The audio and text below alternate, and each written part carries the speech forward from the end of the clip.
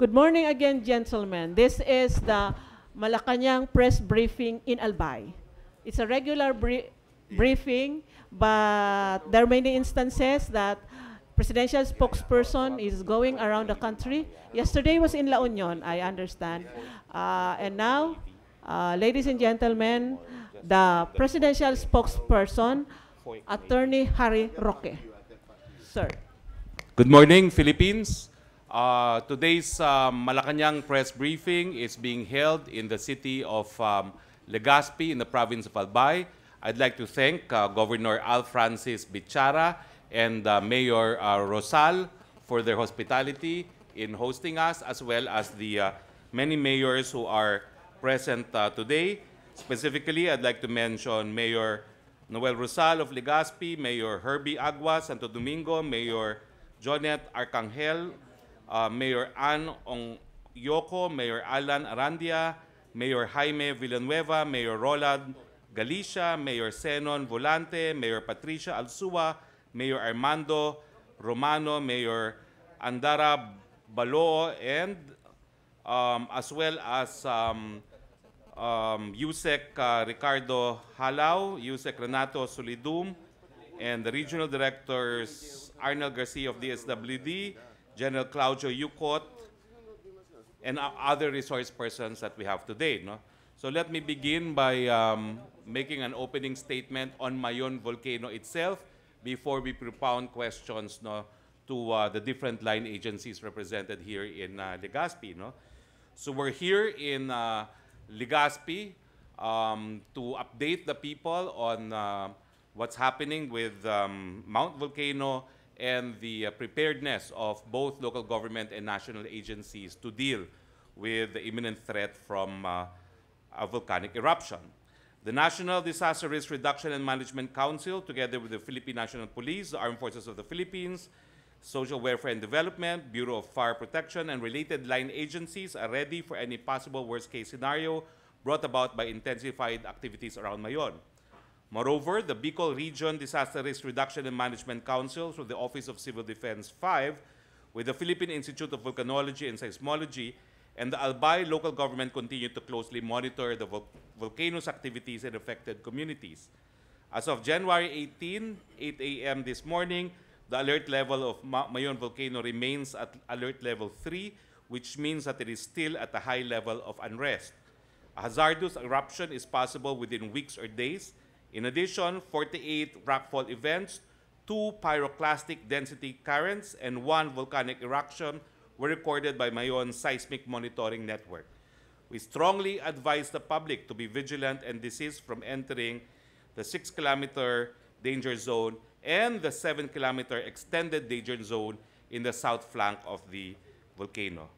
A total of 8,623 families, or 34,996 persons, have been taken to temporary shelters in 30 evacuation centers, while 1,184 families, or 4,936 persons, are staying with relatives in Daraga, Albay.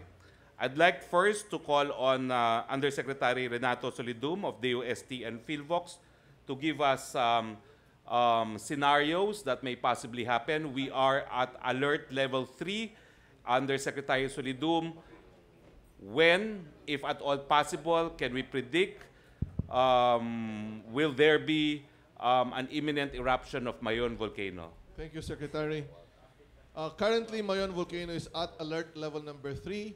There is a high level of unrest, and if the activity escalates, it can lead to a hazardous explosion.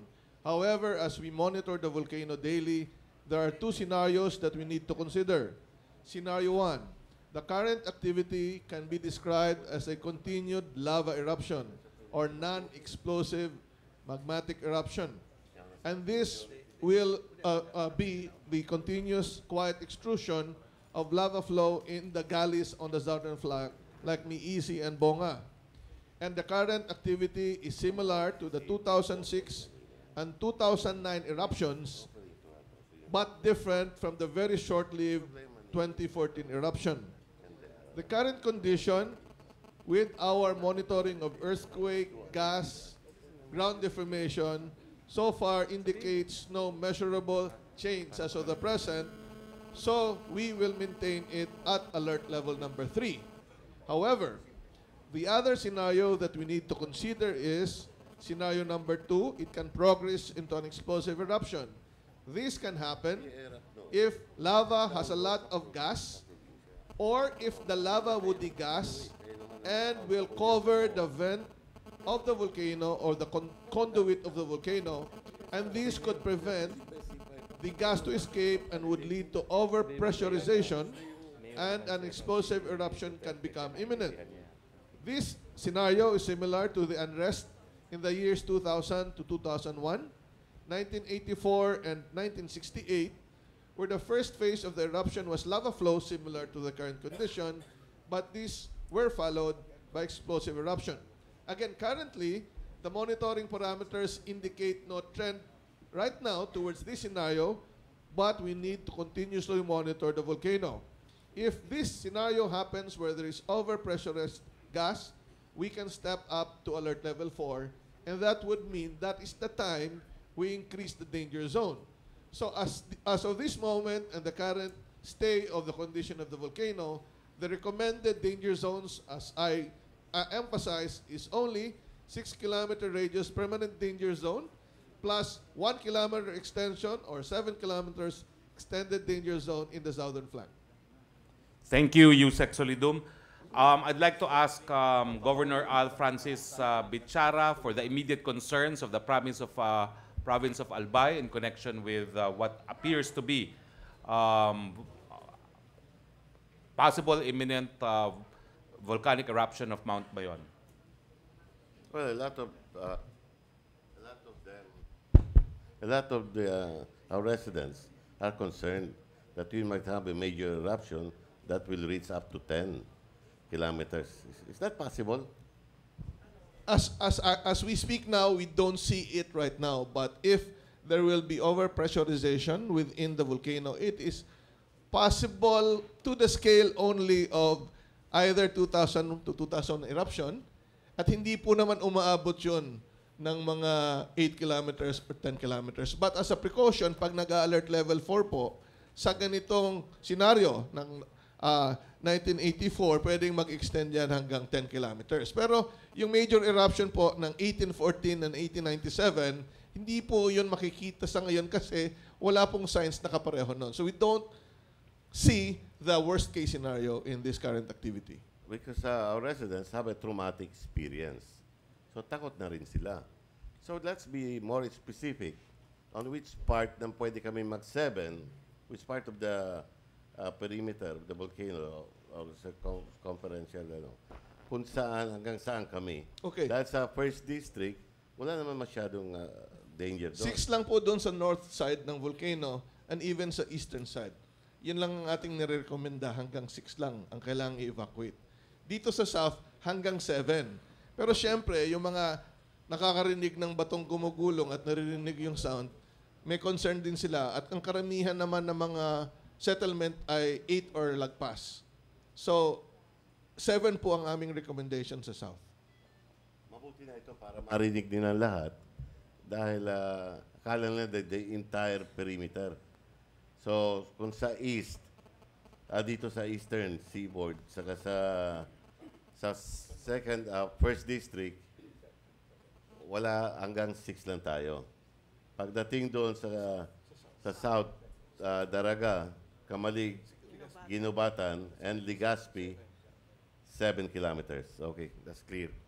Okay. Si Mayor Rosal is also here. Mayor Rosal, ano po ang gagawin ng local government at saka ng gobyerno doon sa mga tao na nakatira po doon sa 6-kilometer danger zone? Sino pong pupunta sa kanila? Pipilitin ba silang umalis doon? Ano pong current state of preparedness natin pagdating doon sa pag-evacuate sa danger zone? Hello. Good morning, everyone. Good morning, Secretary, my fellow mayors, our governor.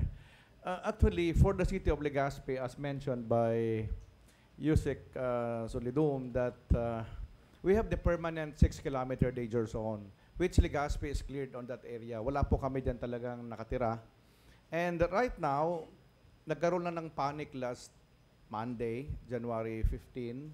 Kaya I have to make a preemptive. It's not really a forced evacuation. So right now, for the city of Legazpi, I have about 2,800 families, about 11,000 plus residents from the extended 8 to 9 danger zone. So because of the briefing of Secretary Yusek Solidum, there is a big possibility this afternoon, magkaroon kami ng briefing, Secretary, that we have to bring them back muna. And as sabi nga ni Secretary ni Yusek Solidum, wala pa yung prerequisites natin. Matagal na tayo dito. But we have also to consider that Mayon is a very unpredictable volcano. Kaya kailangan lang talaga yung preemptive. But for Legazpi, Secretary, I would like to assure everyone that as mentioned, we will follow. And we just have to make, again, yung tinatawag natin na preparedness level. Kasi nasa alert level 3 lang tayo. So for the city of Legazpi, Secretary, ito na muna. So that may be a possibility this afternoon or early morning, mag-decamp muna tayo para ibalik muna natin yung ating mga almost 12,000 population. Thank you very much. Kamalig is at the foot of Mount Volcano.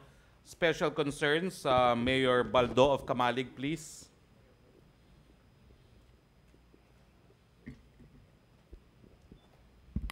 Good morning po, sir. As of now po, we have 7,900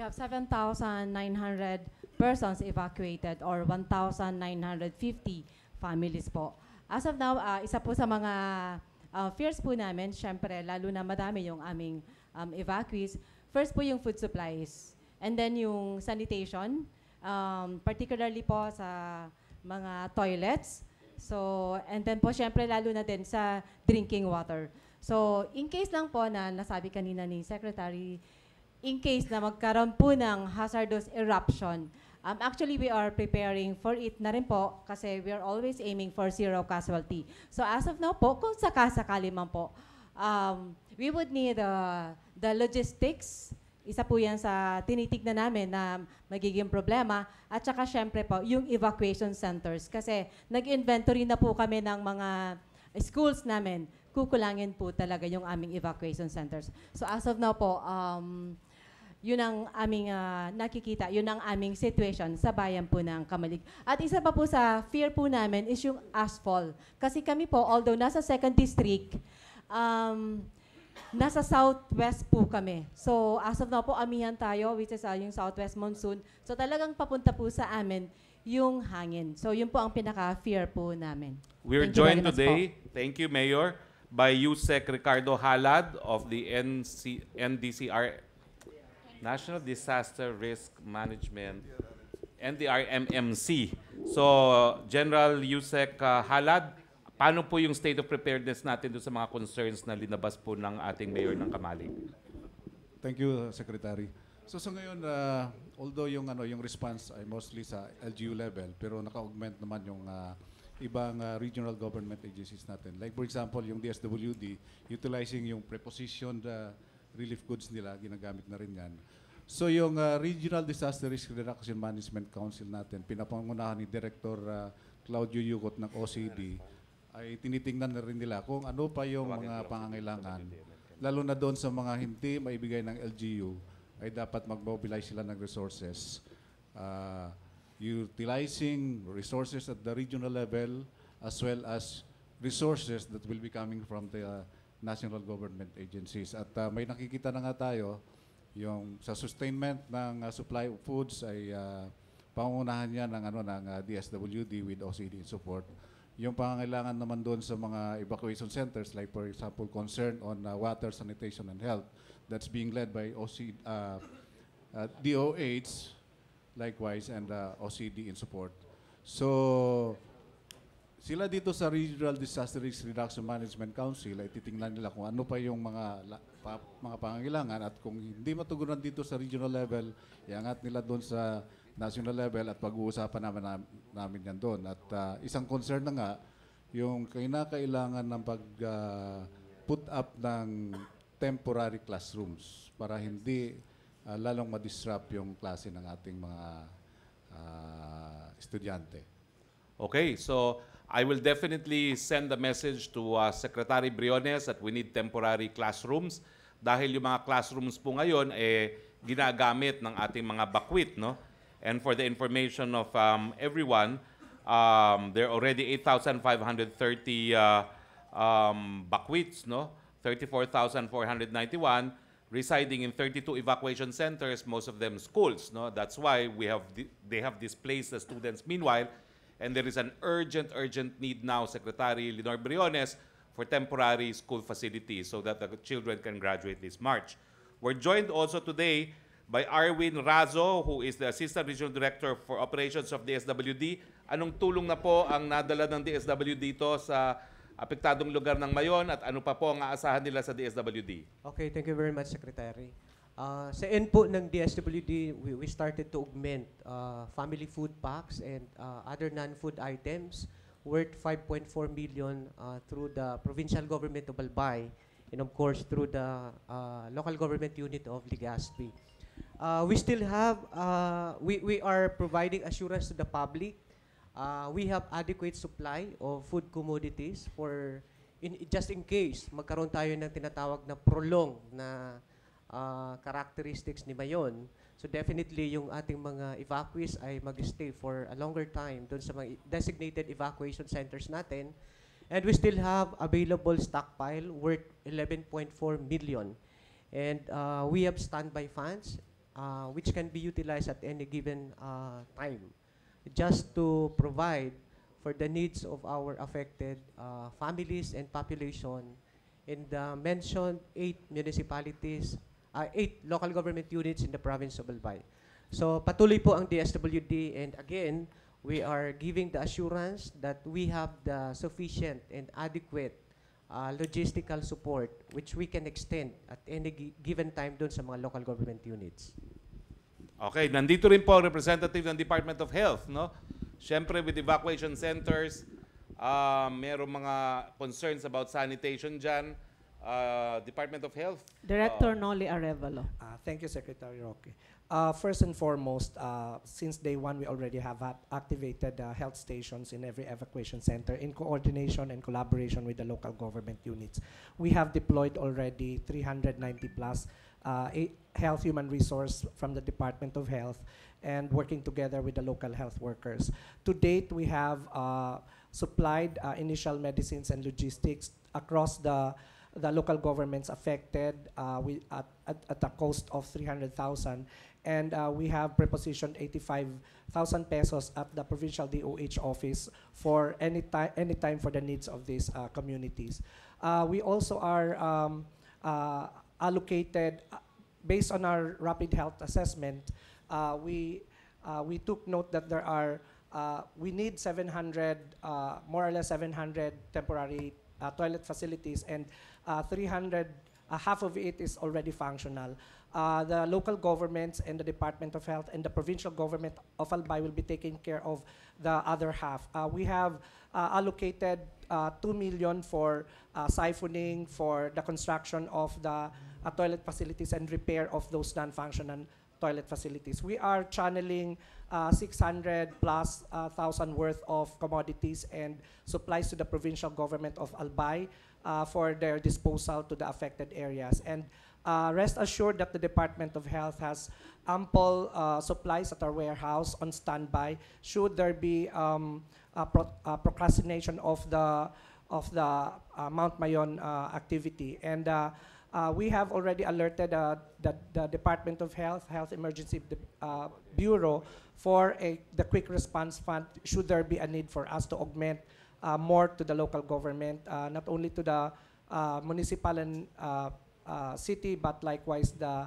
provincial government of Albay. So in our effort to prevent outbreaks and diseases in the evacuation center, we have heightened our disease surveillance, and across the evacuation centers, the most common cause of consultation is acute respiratory tract infection, which are being managed promptly and appropriately by our health station. So we will give you updates on the current health situation in the evacuation center, and rest assured that the hospitals are also ready to cater for patients will be hospitalized or needing admission, and we already have agreement with the provincial government of Albay and BRTTH that if there are patients to be referred for admission, the Department of Health and the facilities are ready to cater for them. And if should they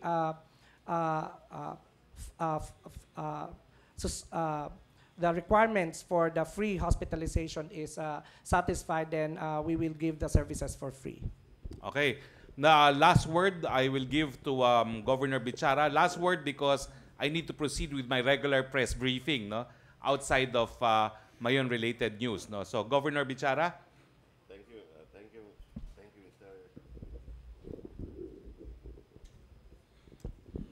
Thank you, Mr. Secretary. Now, I just want to share our predicament to all of you. Now, most of the LGUs are reliant or heavily relying on the internal revenue allotment shares. And right now, for the year 2018, DBM normally downloads our share on a monthly basis. But until this January, no download happened yet. So, you see, eto mga ginagamit ng mga local government units, yun ang savings nila. Because 5% of the general budget of its respective LGUs is reserved for calamity. Correct. Pero wala pa naman yung pera. Yung 5% is 5% of nothing pa rin. So, way back in year 1999, when the volcano erupted, the then President, Joseph Estrada, came over, umisyu ng cheque, binigay sa local government. Sa inyo na yan, bahala na kayo, dahil you are directly accountable to the Commission on Audit, you are directly accountable to your electorate. Now, if you will pass through the bureaucratic procedure, bakit tapos na yung event, wala pang naibibigay dito. So what we want is pagtiwalaan ninyo ang local government. We know better. This is our territory. We are on the front line. Gaya nito, wala tayong mga classroom. Yung mga na-evacuate, yung mga estudyante nasa evacuation center. Walang klase doon. Yung nilipatan nilang mga classroom, nawala ng classroom, yung mga estudyante doon. Now, it's either we use the classroom and ilipat natin sa tent yung mga evacuees or we put up makeshift classrooms. We need it as soon as possible because school days will close, school calendar will close on March. O, paano yung gagraduate? Paano yun? Iikli ang bakasyon nila. On top of what we've been suspending classes because of the weather, and they demand more suspension without realizing that their vacation will become shorter. Okay. Now, we want to raise this. Sana, they will understand the predicament. After all, the president comes from the local government. Naging mayor siya. Alam niya ang problema ng local government units. Okay. Governor, makakarating po ang mensahe ninyo because as you said, the president is a mayor. He wants still to be referred to as Mr. Mayor. He is for federalism precisely because he wants to empower the local government unit. Makakarating po ang mensahe. We now go to our regular press briefing. I begin with our regular good news. First good news is on the Social Weather Station fourth quarter 2017 survey on the net satisfaction rating of President Duterte. We are elated with the latest Social Weather Station survey showing an excellent net satisfaction rating of the Duterte administration at +70. December 2017 figure is a 12-point rise from September 2017, which was at +58. It is worth mentioning that the current administration's 70 net satisfaction rating is considered record high by the SWS. It is also the highest net satisfaction rating received by any administration in the last 28 years. Our people recognize the efforts of the Duterte administration when they rated the present government very good in fighting terrorism, helping the poor, and building and maintenance of public works, foreign relations, and providing jobs. Needless to say, this excellent public confidence will continue to motivate the President and his team to continue working hard to lay down the foundations of a peaceful and prosperous nation. Another good news, there was a 10.79% increase in Philippine merchandise export in the period of January to November 2017, according to the Philippine Statistics Authority. We attribute this growth to the significant increase for both the electronics and non-electronics exports, with 10.84% and 10.73% respectively. The People's Republic of China, Hong Kong, Japan, and USA were our top merchandise export destinations. Another good news, nabuksan na po ang Karay-Karay Bridge sa Biliran.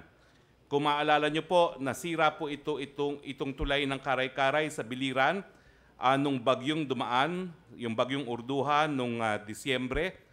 Ang sabi po ng DPWH nung nagkaroon kami ng press briefing sa Biliran, kinakailangan nila ng 1 buwan. Wala pa pong 1 buwan, nabuksan na po ang Karay-Karay Bridge. Yan po ay pinangako ni Secretary Villar kay Presidente nung sinabi ni Presidente napakatagal ng 1 buwan para mabuksan yung bridge na yan. No? Another good news, ang PhilHealth is now in the process of accrediting registered nurses as accredited professional healthcare providers for 3 packages, including maternity care package, newborn care package, and normal and spontaneous delivery package in the PhilHealth accredited birthing homes. Now, in addition, the policy accredited nurses can also provide services for family planning benefits being performed and reimbursed in primary care facilities such as IUDs insertion and subdermal contraceptive implant packages. Okay? Now, pupunta naman po tayo dun sa pinakabagong balita di umano ng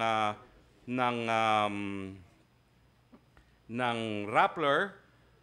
Let me start by saying that this allegation against Special Advisor to the President, Bongo, appears to be defense by way of an offense. Please note that this allegation came out immediately after the decision of the SEC declaring that Rappler Inc. and Rappler Holder violated the ownership rules of the Constitution on mass media companies. No?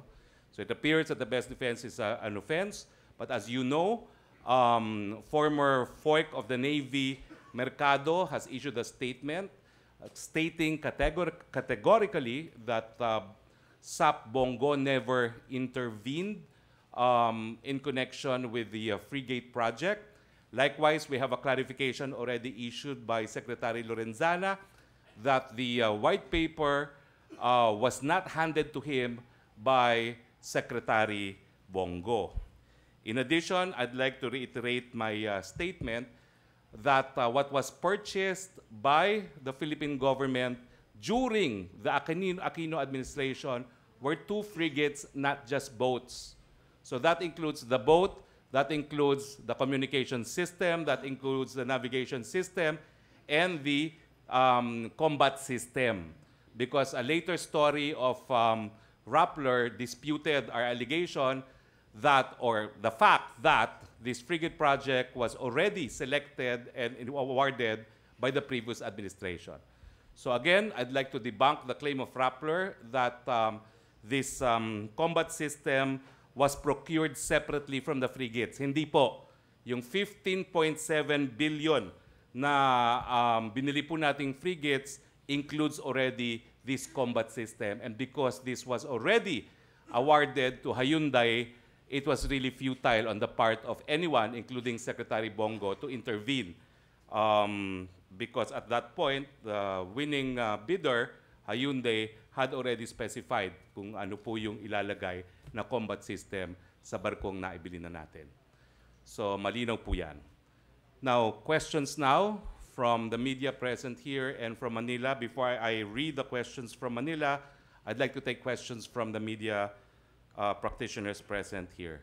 Yes, please. Channel 7. Identify yourselves, please. Hello. Hello. Yes, sir. I'm Alan Gatos from GMA DCWB. Sir, Yes, Alan. I would like to direct my question to Yusek Solidum. May sinabi ho kanina si Mayor Rosal na possible mag-decamp sila ngayong hapon. Bababalikin muna. Sa tingin niyo ho ba, advisable ho ba yun? In spite na ongoing pa rin yung pag-alboroto ng bulkang Mayon? Yung gagawin ni Mayor Rosal ay consistent lang sa advisory natin at ng provincial government ng Albay. Nasa southern flank ay hanggang 7 kilometers ang ating recommended na dapat walang pumapasok o dapat wala. At kung maintindihan nyo, karamihan po ng settlement sa southern flank ng Mayon Volcano ay nagsisimula sa 8 kilometers. Okay, questions? May follow-up ba si Alan? Yes, Alan. Yes.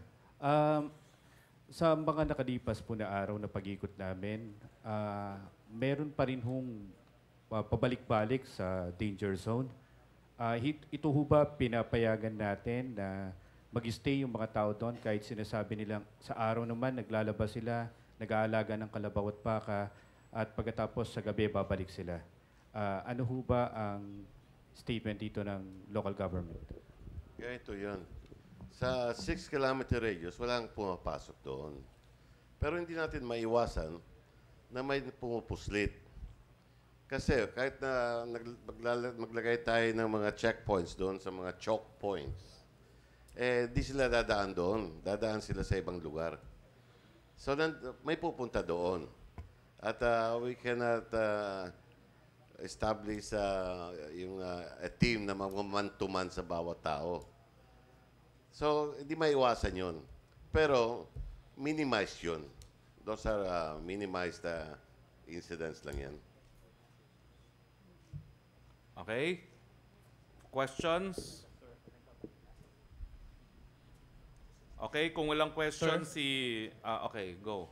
Okay, sir, good morning. Alan po of PTV4. Sir, there are a series of questions here from reporters from Malacanang. Can Yes, I just please. ask this, sir? Okay, from Tina Mendez from Philippine Star. Any information on the courtesy call of Mr. Katsuyoki Kawai on PRRD yesterday? May message po ba si PM Shinzo Abe for PRRD and what's the response of the President, sir? I'm sorry, I was not present yesterday because I had to write a statement for circulation yesterday. But I will find out today and I will issue a statement on what transpired. Okay. Sir, sunod ko lang yung from Miss Rose Novenario. His or her question is, may group or individual po ba na nasa likod ng pagdawit kay Sap Bongo sa project? Part po kaya ito ng destabilization against the government? Well, Rappler lang naman po naglabas niyan, no? So better ask Rappler. They would know better. Okay. Sir, third from Leila Salaveria. Sorry sir, sunurin ko na. What do we hope to gain by allowing China to explore Benham Rice? Do we not have concerns about its motive? Alam niyo po, it's a scientific research. So science is science. No? Science knows no nationalities. No? And the requirement is that Philippine scientists must also participate in the scientific exercise and that the results must be shared with Philippine authorities.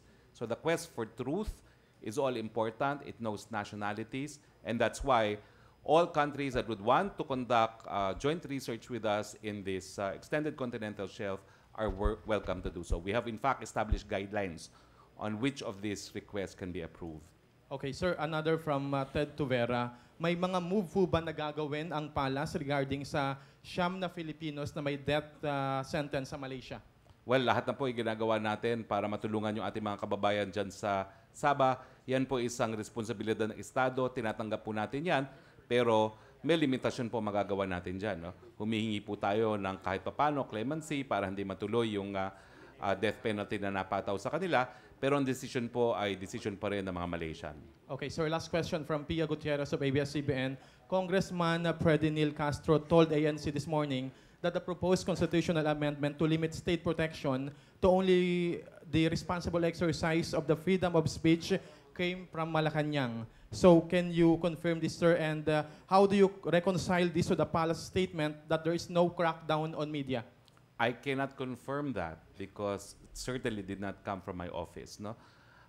But that is a proposal and that was acted upon by the House of Representatives acting as a constituent assembly. So that's a proposal from the House. Secretary, good noon sir. Para kay Yusek Solidum, Emil Yes. Sumangil po sa GMA7. Yusek, pwede niyo ho bang ibahagi sa amin kung ano po yung mga significant na nakita ninyo sa aerial inspection ninyo, sir, kahapon po. Kung anong nakalagay dun sa ating bulletin, yun na rin yun. Essentially, kino-confirm lang natin na may bagong dome sa tuktok ng bulkan at yung mga lavang dumaloy papunta sa south. Now, hindi naman nalalagay sa bulletin, but if you notice, yung dating bungi ng crater ng Mayon, naayos na. Parang na-facelift na yung mukha niya sa south because of the continued lava flow. Essentially, the aerial observation was to confirm what happened inside the crater and which areas were affected by the current deposit. No? So yun yung significance ng ating aerial, which would mean na mukhang lava flow lang talaga ang nangyayari at wala pang explosive deposits na tulad ng pyroclastic flow in other areas. So mainly concentrated sa southern flank, which is consistent with our recommendation for the extended danger zone doon sa south. Yusek Solidum, please confirm, will you have another aerial inspection this afternoon? Hindi pa po, wala pa ata kaming balak, but we have teams all around anyway. Ang importante sa combination po yan talaga ng instrument that would monitor what is happening inside the volcano. Ang aerial observation is just to confirm the possible effects and the deposit on the slope. Last follow-up lang, Yusek. Sir, yung river channels po, kamusta yung monitoring ninyo? Napuno? Ang river channels kasi ay delikado kung dumami ang abong iniimbak sa southern side. And that's another concern. Dapat maintindihan ng publiko na pagdating sa activity ng Mayon, dalawang klase ng danger zone ang ating tinitingnan. Una, danger zone sa volcano activity. Nandiyan na yung 6 kilometers and extended 7 sa south. At kapag umulan ng matindi, kung sakaling marami ng deposito, kung sakali or sa position, ay posibleng magkaroon ng lahar. Pero yung nabisita mo at mapapansin ay yung mga ilog doon ay nagkaroon ng pagbabaw dahil sa ulan ay binabana yung ibang mga abo. Hindi pa talaga totoong lahar yun. Parang bahalang na bit-bit yung mga buhangin na tabo. Good morning po, Joanna po from UNTV 37. Sir, anyone can answer po this one. Since identified na po yung 6-kilometer permanent danger zone, and from the term permanent danger zone, are we not considering po na tuluyan ng pagbawalan yung pagtira ng mga tao dun po sa lugar, since delikado nga po dahil po sa bulkan? Wala naman nakatira na doon. Wala na ho nakatira doon since then. Because we have declared that as a 6-kilometer danger zone as permanent danger zone. May ordinansa kami dyan. Pero hindi yung maiwasan na nagtatanim doon, yung mga farmers. Maglalagay sila ng makeshift na bahay-bahay doon. But they don't live there anymore. Sir, pa-expound lang po nung sa ordinance po natin kasi kumbaga para lang mas mahigpitan sana yung mga kababayan natin na bumabalik pa rin doon kasi nga medyo delikado po, di po ba? Alam mo, kailangan magmantuman na tayo dito. Kasi sa dami ng tao, kahit saan pwedeng dumaan. Very poros itong, wala naman bakuran eh. May mga kalye papunta doon, pero yung karamihan trails. Pag nilagyan mo ng checkpoint, yung isang trail, hindi dadaan doon, dadaan sa ibang lugar. But these are just a handful of them. But during yung kalmadong Mayon, talagang nagtatanim sila doon dahil very fertile ang lupa dyan. Pero wala nakatira. Question po, Dennis Hamito from Bombo Radio Philippines. Question lang po na kay Director Solidum. Nung pumunta po kami sa PHIVOLCS ay mano-mano yung pagpa-plot ng mga data. Tapos yung issue po dun sa mga nawalang facilities na nagpapabagal daw po sa pag-gather ng information. Na-address na po ba ito, Director Solidum? Ano po yung tanong, yung mano-mano? Yung mano-mano ay normal. Apo. Actually, ang daming equipment sa Mayon Volcano and it's one of the most instrumented volcano all over the world. So of course, hindi ko alam kung ano ibig sabihin ng mano-mano, but you have to inspect data and locate earthquakes and count it. Hindi naman talaga automated yan. Kasi yung instrument does not recognize the type of earthquakes that a volcano would show. Pagdating sa fault earthquakes, yun, kayang-kaya ng automatic yun. Now, sa second question, yung na-address, ay hindi namin nababalik yung operation doon sa lugar na ninakaw ang aming baterya at solar panel. Kasi, hindi naman off-the-shelf yung bateryang ginagamit namin. It has very long-lasting battery and it's ini-import yan. Now, what is the purpose of having many instruments around the volcano is for redundancy. Kunyari, pag sumabog ang bulkan ng malakas, baka matabunan yung iba, masira. So dapat meron kaming buhay na mga instrumento. Meron naman kaming sapat sa labas, but ang request lang natin ay wag namang galawin. Kasi these are also very important, lalo na kung talagang nagkakaroon na ng maraming activity, we need to have as many data as possible. As to speak though, nandyan na yung magma sa loob, earthquake monitoring po yun. Marami pa kaming instrumento that are not in that area, which would also give us some indication of what is happening. And as of this moment, ang pinaka-importanting parametro maliban sa earthquake ay gas. Meron po tayong permanent gas monitoring and also mobile, and yung ground deformation, yung pamabaga. And we have enough, and we also have physical monitoring of this kind of parameter. Sir? Yes, sir. Magandang umaga po, Secretary, Governor kay Yusek. Nancy Medjabilio po from Radyo Pilipinas, Albay, sir. Yes, sir, ma'am. Ang tanong ko po, sir, kay Secretary Yusek Solidum, sir, Mayon is stuck up for almost 4-5 days at alert level 3. No, I had been covering Mayon for how many years na back. No, pero yung ngayon, parang na-stuck up po siya at alert level 3. Well, parang hang po tayo there.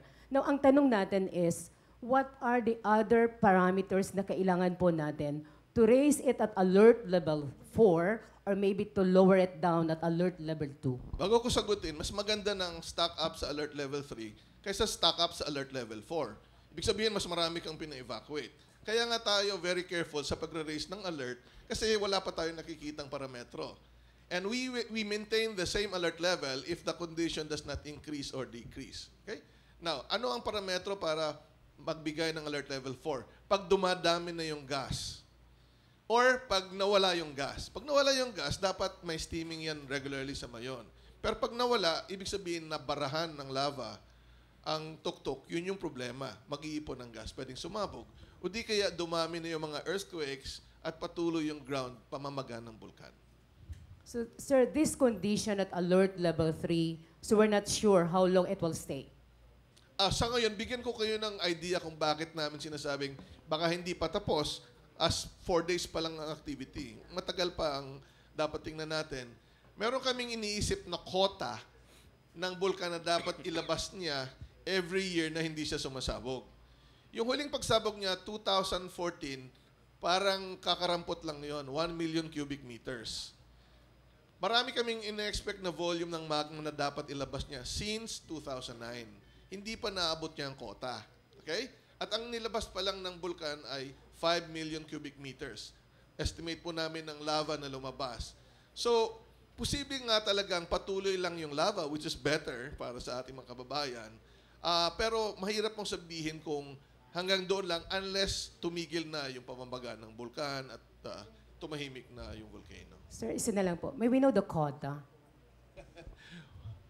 Ang problema sa pagbibigay lahat ng information ay dumadami ang mga volcanologist every time na sumasabog ang Mayon. Okay? So kung bibigyan kita ng quota, baka mag-over-interpret naman kayo. But sasabihin ko na lang, malayo pa doon sa aming inaasahang volume.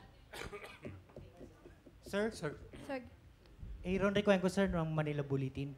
Following the statement earlier of Governor Bichara, and nandito na si Secretary Roque, and he vowed to deliver your message to the President, to Governor Bichara, how much exactly fund do you want to ask from the Office of the President? Well, to be modest about it, kasi the last time, that was in 2000, ang iniwan sa amin ni Presidente Erap noon was 25 million na nakatulong. Binigyan namin yung mga local government units. So, hindi na sila nahihirapan mag-sourcing. Siguro mga 50 for a start. Pwede nang ibagsak sa ano. Kesa magbabalidate pa, katakot-takot na validation sa mga reports. And by the time, wala naman dumarating. So, one time na lang. After all, anong katakutan nila? May COA, may mga resident auditors ang bawat munisipyo, ang syudad, ang probinsya. Nandiyan na yung check and balance. So allow this, you should trust your mayors and your political leaders because they were elected, they are directly accountable to the people, and most of all, they are now their field commanders here. But let me just state for the record, DSWD has sent almost 6 million worth of assistance to the area, and a further 12 million is on its way. And the DOH has also pledged 2 million for toilet facilities to the immediate area. So we have, from the DSWD and DOH alone, 6 plus 12 plus 2. Pero sir, in case of sa Office of the President, because there were reports before that yung funds for the disaster response was cut. So, if in case meron bang budget ang Office of the President for Madami this kind pong budget naman. Yusek, please address the issue of how much budget we have for disaster preparedness and relief assistance. At the national level, meron tayong budget. No? That's what we call the National Disaster Risk Reduction Management Fund. Outright, meron ding tinatawag tayong Quick Response Fund na nandun sa different agencies like DepEd, DSWD, even OCD, DPWH. But meron din namang local DRRM funds at the local government units. So, kailangan talaga yung pagtutulungan nito kasi ang konsepto natin ay parang bibingka eh. Merong init sa ilalim, meron ding init galing sa taas para maluto yung nasa gitna, yung ating mga kababayan na nangailangan ng tulong. Kailangan ang concern ng LGU is it's the start of the year, hindi pa available yung funds. So, titingnan ho natin yan kung paano ang magiging arrangement. But, merong ready funds ang ating mga national government agencies which we call the Quick Response Fund. One last So again, just to summarize, sa DOH and SWD, 22 million have already been poured in. One last for Yusek Solidum. Sir, how much time na nakikita nyo na this situation would last? Would you recommend to the LGU na this would be a month-long situation? Hindi mo naman masasabi kung gaano talaga kabilis at gaano karaming ilalabas. But based on past eruptions of Mayon, mabilis na yung 3 weeks to 1 month sa evacuation, and that only happened in 2009 where the eruption was kind of fast and tuloy-tuloy, walang lal. And talagang naabot niya yung volume na in-expect namin. But in some other occasions, may mga 3 months na tinatagal ang mga evacuees. We hope to be able to shorten that, but we hope that the volcano will also be able to finally stop its activity. Next question, I saw kanina pa si Sir, yung nakahawak ng microphone, then rides Barcia. Okay, good morning, Secretary Harry Roque. From Radyo natin nationwide, Mr. Jeric Bordonada. Ang tanong ko, sir, address to Secretary Renato Solidum. Yung mga equipment, sir, na binabanggit mo, kasi dito sa Albay, paminsan laman ng balita ang mga equipment ng PHIVOLCS na nawawala, nananakaw. So as of now, sir, na-replace na ba? Reported by Sir Edo Corta. Yung tanong kanina sinagot ko, hindi po namin napapalitan yung battery at solar panel kasi kailangan import. But don't worry, we are fully equipped with monitoring the current activity of the volcano. Napakarami pong instrumento na for redundancy. Okay. Thank you, sir. Yes, good noon. So, Brigada Remy Mendones po, Brigada News FM Legazpi. My question is for DOH Director Napoleon Arevalo. So, as of this time, yung state of readiness po and yung health concern ng mga evacuees, kumusta na po? Nung nasabi ko kanina na hinighten namin yung disease surveillance. So across the evacuation center, still the leading cause of consultation is upper respiratory tract infection. And these are being properly and promptly addressed by the local health workers and the DOH deployed personnel. So kami, as I said, we already have pegged or earmarked funds for this activity. Baka kasi tumagal pa, and we are assuring the public that kung 75% na maubos yung fund namin sa region, we are asking for replenishment from the central office. There are 5 people na naka-queue for the question. We'll start with Ms. Barcia, followed by Elmer James Bindol, yung katabi, sir. Mahina ang mata ko ngayon. Then si Mr. DCGB at doon sa likod. Sir, pwedeng bumaba ka na later para sunod-sunod ang tanong. Please do, Ms. Barcia. Good morning. Rides Barsha of Manila Times in Rappler. I have 2 questions. One for Yusek Solidum and 2 for Secretary Roque. First, sir, many instruments were lost to thieves. Do you think there is a need for us to come up for a legislation to come up with rigid sanction for the persons violating or yung mga nagnanakaw na mga instruments? Meron na yan, meron na. Mas matindi pa nga ang parusa sa mga nagnanakaw ng disaster monitoring instruments. Ang kailangan lang ay mahuli at parusahan. Meron ng batas. So, the problem is the implementation, right? Well, mahuli. Okay. Pero I mean, maganda yung batas, but remember, I'd like to appeal naman that the instruments that the national government are putting up for volcanoes, for weather, are for our own public safety. Para naman ito sa lahat sa inyo sa Albay. No? So yun po yung, dapat po pangalagaan natin ng mga monitoring stations. Hindi lang ng PHIVOLCS, ng Pag-asa, and other agencies. Sir, sa Albay lang po ba nawawala ng mga instrument? Kasi we have other volcanoes, di po ba? Sa ibang regions, may mga nawawala Madalas din sa pong Albay. bangalit. Okay. Sad. Okay. Thank you, sir. For Secretary Roque, sir, I'd like to ask the question, will the Malacanang conduct an investigation regarding the involvement of Bongo for the purchase of Frigate rather than coming up with conclusive statement? Well, the President dared Rappler come up with your evidence against Bongo within 24 hours and he will fire Bongo. The most that they could come up with is that article containing allegedly a marginal note, no, not emanating from Bongo, purportedly emanating from Secretary Lorenzana, but Secretary Lorenzana has since unequivocally stated that Bongo did not intervene in the Frigate project. So, an investigation has been conducted, and it has been found that the allegations of Rappler are untrue and unfounded. How many days is the investigation had been done, sir? Well, the challenge was for Rappler to come up with its evidence within 24 hours so the President can fire Bongo. 24 hours expired, nothing. Nothing by way of actual evidence. Okay, thank you.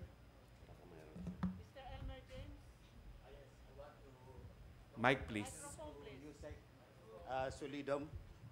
We have 2 domes, Lava Dome of Mayon Volcano and Yusek Solidum. Sir, this only to allay fears from our residents that for the past 3 days, there was more than 100 plus lava collapse observation, and they fear that there might destroy the beauty or the conical shape of Mayon Volcano. What's the real score for this? Well, if you look at the crater and based on the aerial survey, hindi po nagko-collapse yung bagong lava dome, no? At ang nangyari siguro yung isang survey na at interpretation namin sa bandang Miisi, meron sa upper summit na nag-collapse during the activity at kaya nga madalas dumaan na yung lava flow doon. What is really happening is that the collapses are due to the fact that the lava is flowing at the upper slope, which is very steep, nakabitin lang yan. So talagang normal, habang dumadalo yung lava, dahil nakabitin, babagsak siya. And that's the danger of the current activity to the southern flank. So hindi naman yung tuktok ang nagko-collapse. Ayun. So it's only the Mayon Volcano is having a glamorous show for this moment. Well, yeah, siguro. Pero ang importante ay bantayan natin na mabuti na hindi pumasok doon sa lugar na doon bumabagsak yung mga bato. Thank you, James. Next, sir. Sir, ikaw na po. And then, Mr. Henry Maceda of DCGB, followed by, sino yung nagtaas na kamay? Ikaw, sir. Then followed by Philippine Star. Okay, good morning po. Para kay Governor Bichara. So, marami po kasi nagtatanong sa amin. From DWJJ 97.9, radyo po lang po. So, marami po nagtatanong sa amin, hindi namin masagot.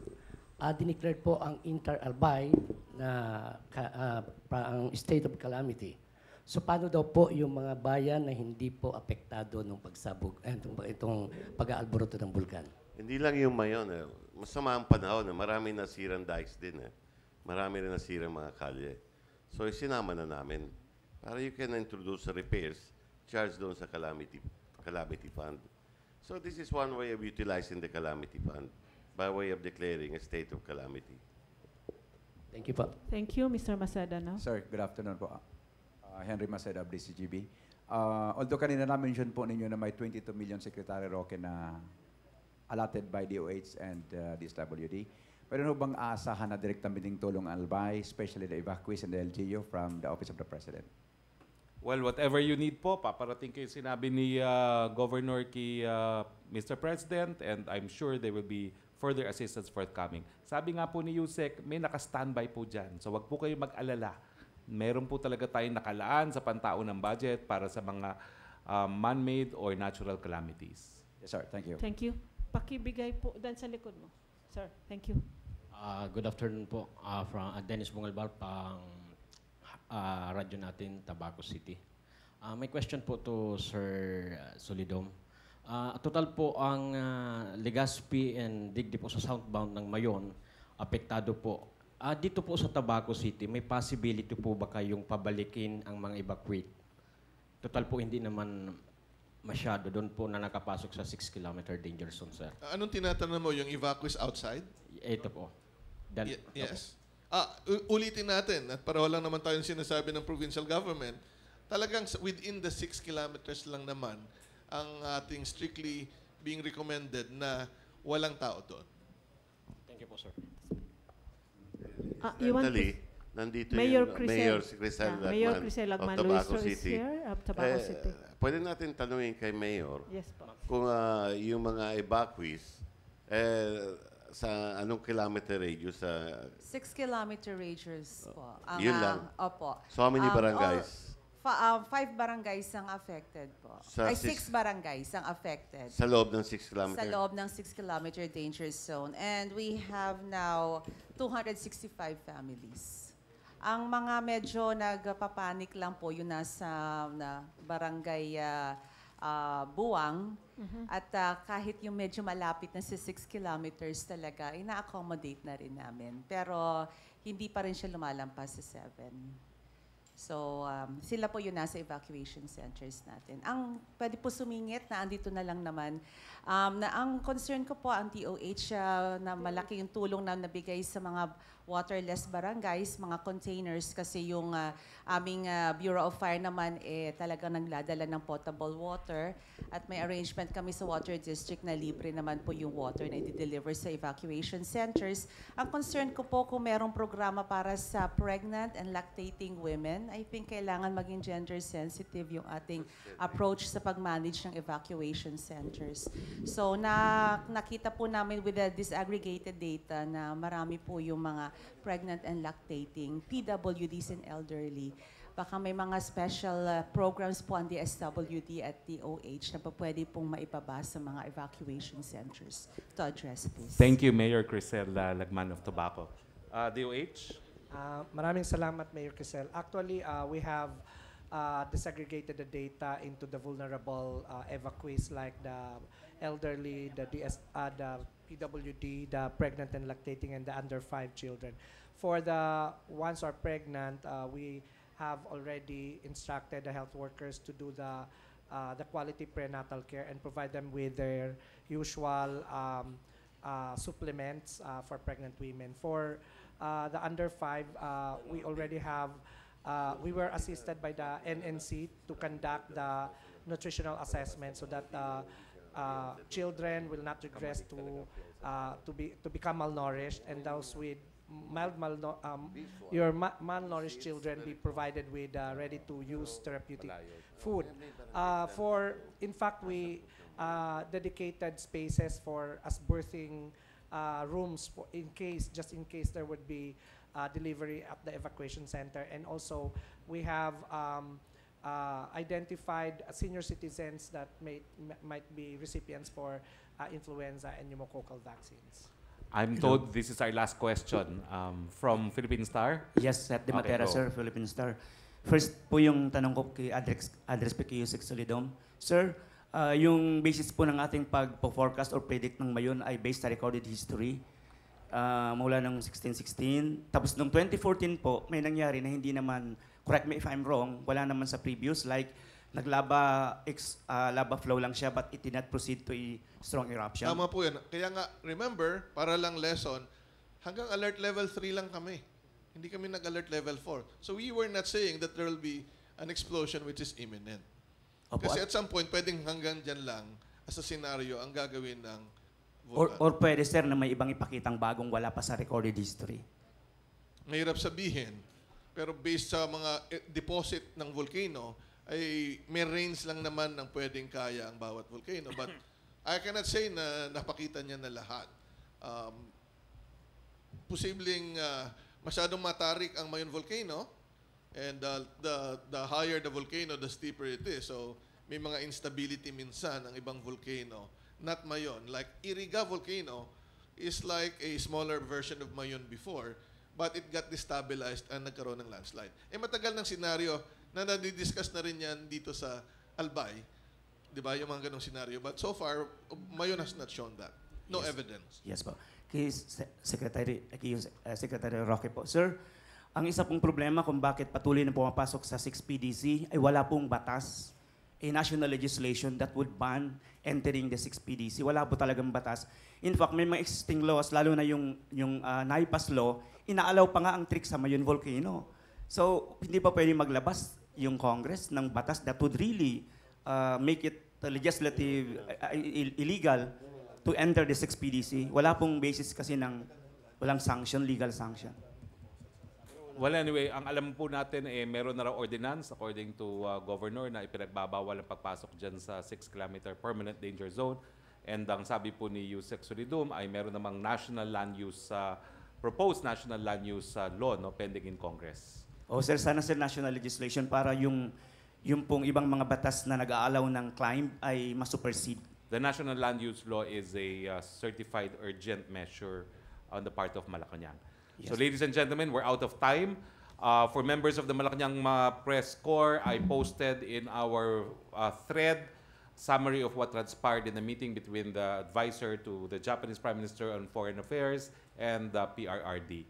So again, I'd like to thank Mayor Francis C. Bichara for his hospitality in hosting this prudential briefing in Legazpi, Albay.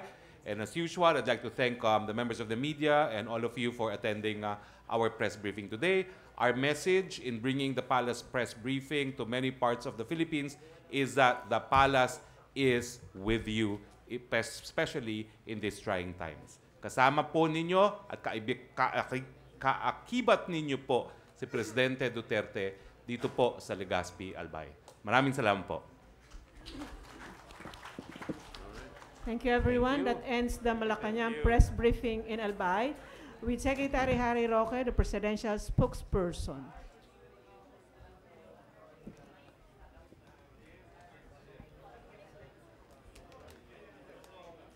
To our friends in media, mayroon po tayong konting